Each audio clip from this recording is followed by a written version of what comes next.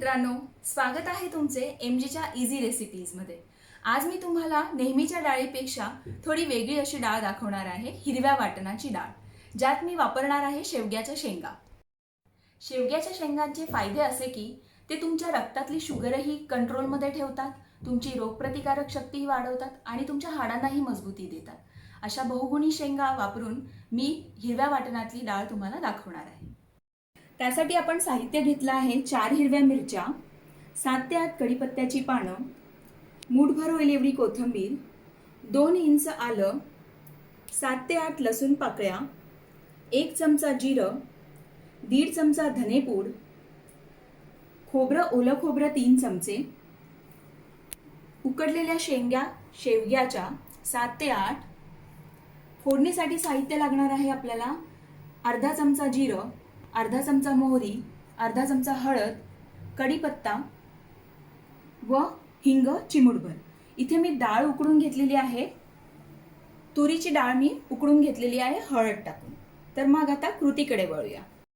आता आपण डाळीसाठी लागणारा सर्व मसाला एकत्र वाटून घेऊया। त्यासाठी ओलं खोबरं, आलं लसूण, कोथिंबीर, कढीपत्ताही मी याच्यातच वाटणार आहे, ज्याने चव आपली छान येईल, हिरव्या मिरच्या, जिरे आणि धण्याची पावडर। इथे तुम्ही अख्खे धणेही यूज करू शकतात, माझ्याकडे नव्हते म्हणून मी धणेपूड यूज केलेली आहे। तर 1 चमचा धणे तुम्ही जर घेणार तर 1 चमचा धणे या लागतील। आपण आता याला वाटून घेऊया।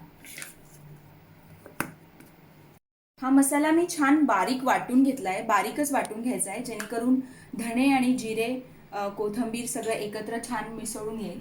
इथे मी फोडणीसाठी 2 चमचे तूप गरम करायला ठेवलंय। तुम्हाला हवं असल्यास तुम्ही तेलाचीही फोडणी देऊ शकतात, मला तूप आवडतं म्हणून मी तुपाची फोडणी देते। तूप टाकलं की ते तापायची वाट बघूया आणि त्यात हिंग, जिरं, मोहरीची फोडणी करून घेऊया। इथे मी मोहरी टाकते। मोहरी छान तडतडली आपली की थोडं जिरं टाकूया,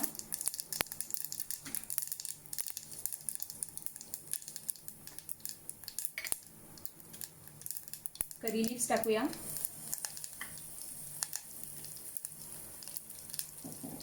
हिंग,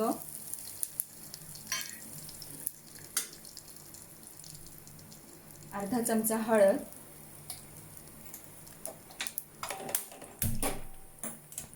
आपण जे वाटण केलं आहे तो मसालाही टाकूया। आता आपण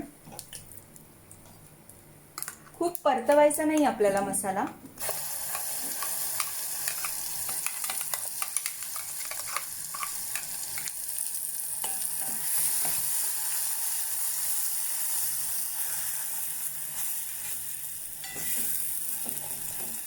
तुम्ही डाळीचा रंग बघू शकता, छान ग्रीन असा रंग येतो डाळीला।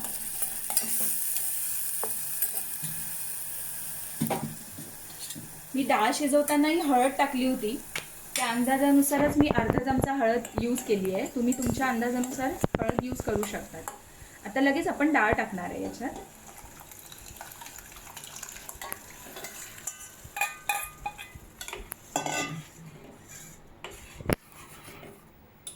छान हिरवा रंग येतो डाळीत आणि शेवग्याच्या शेंगा आपण उकडलेल्या आहेत त्याही टाकून घेणार आहे। डाळीला आता छान उकळी आली आहे, आपण कन्सिस्टन्सी ॲडजस्ट करून त्यात मी 1 चमचा मीठ टाकणार आहे। चवीपुरतं मीठ टाका। इथे मी 1 वाटी तुरीची डाळ घेतली आहे, तर तुम्ही तुरीची डाळ, मुगाची डाळ किंवा मसूर डाळ मिक्स डाळीचीही डाळ करू शकतात। आपली डाळ आता रेडी झालेली आहे, एक छान उकळी आली आहे, मीठ ॲडजस्ट केलेलं आहे कन्सिस्टन्सी। आता मी त्याला सर्व करून घेते।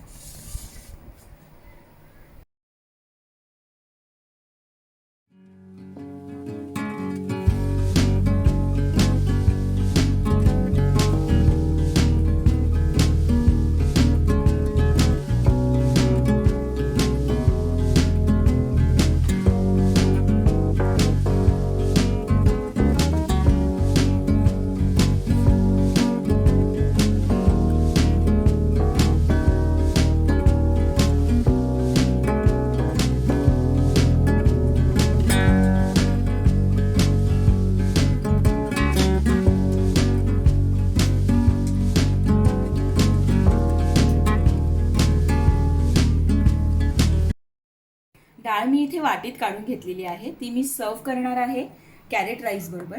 डाळ ही तुम्ही साध्या भाताबरोबरही खाऊ शकतात आणि जिरा राईस बरोबरही खाऊ शकतात. हे आपलं कम्प्लीट जेवण तयार झालं आहे. तर मग तुम्ही सुद्धा हिरव्या वाटणाची गोडी डाळ नक्की करून बघा.